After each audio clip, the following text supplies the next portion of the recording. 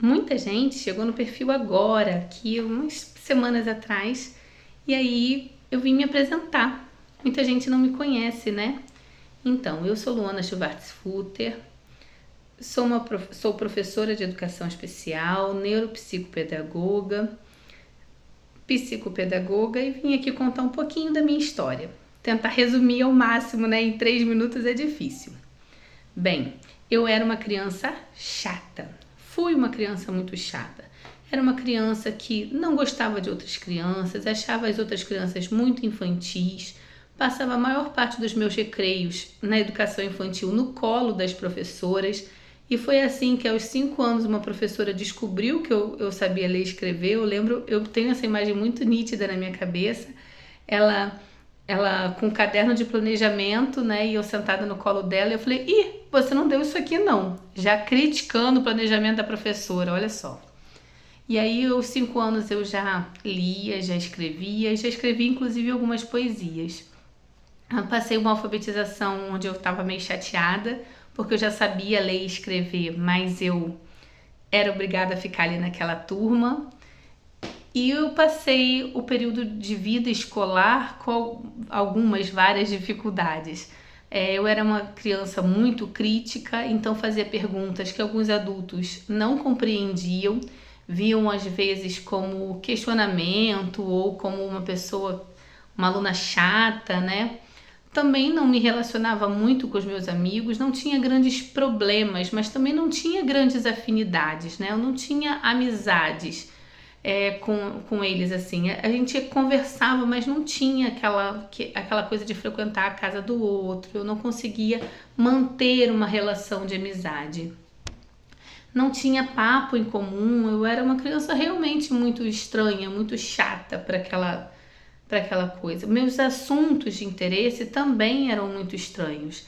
Eu gostava de política, eu preferia ver jornal, eu gostava muito de ler, adorava ler dicionário. Então, os meus temas e assuntos de interesse eram muito incomuns para minha idade. Eu também passava por um período assim, por uma situação de dificuldade grande de autoestima. Eu não me entendia no meu corpinho, era muito criticada por ser gordinha, a vida inteira eu fui obesa.